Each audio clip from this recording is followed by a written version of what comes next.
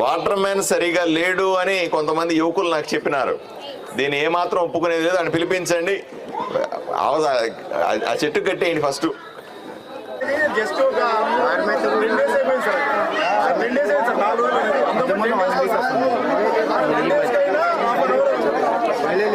పది రోజులకు ఒకసారి అరగంట మాత్రమే వదులుతున్నారు.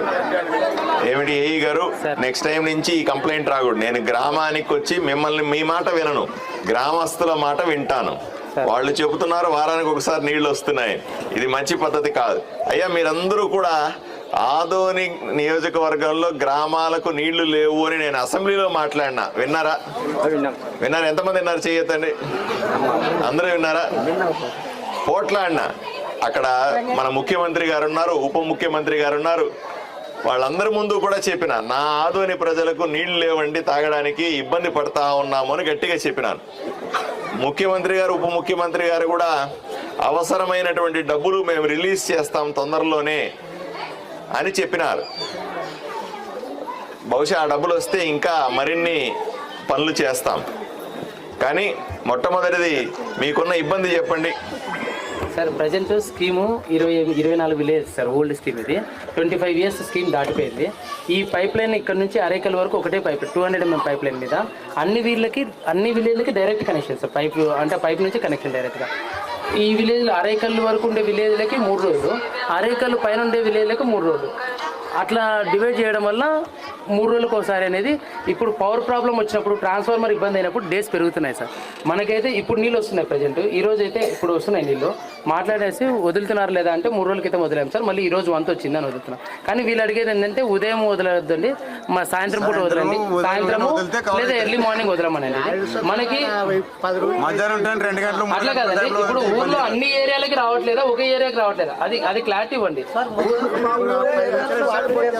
అది సార్ ఊర్లోకి వస్తున్నాయి కానీ ఏరియా డిస్ట్రిబ్యూషన్ ప్రాబ్లమ్. ఇప్పుడు రెండోది, మీకు వాటర్ మ్యాన్ ఎవరు? ఇక్కడ నీళ్లు వదిలేటువంటి వాటర్ మ్యాన్ ఎవరు? వాటర్ మ్యాన్ ఎక్కడా? నువ్వు వచ్చిన ఆఫీసర్ వచ్చిన వాటర్ మ్యాన్ రాలేదేంటి? పంచాయతీ కంట్రోల్ లో వాటర్ మ్యాన్ ఏమమ్మా సెక్రటరీ, వాటర్ మ్యాన్ పక్కన పెట్టుకోరా, యాక్షన్ తీసుకోవాలి.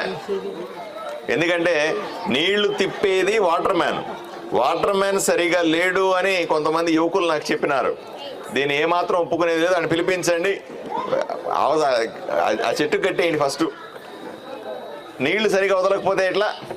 ప్రభుత్వం డబ్బులు ఖర్చు పెడతా ఉంది, నేను డబ్బులు తెచ్చిస్తా ఉన్నాను. సరిగా పని చేయకపోతే ప్రజలకు ఇబ్బంది కదా. నేను ఇంత కష్టపడతా ఉన్నా, మీరు చూస్తున్నారా లేదా?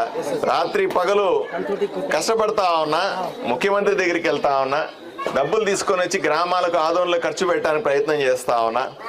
అయినప్పటికీ కూడా ఇక్కడ ఉన్న వాళ్ళు పని చేయకపోతే కష్టం కదా. రెండోది, ఆ వాటర్ మ్యాన్ వస్తే చెప్తాను అది ఫిల్టర్ ఉందా లేదా. దొరికినాడా ఫోన్ లో? వస్తున్నాడా? వాటర్ మ్యాన్ మార్చలేరా? ఏమా పంచాయతీ సెక్రటరీ గారు, వాటర్ మ్యాన్ మార్చలేరా మీరు? మరెందుకు?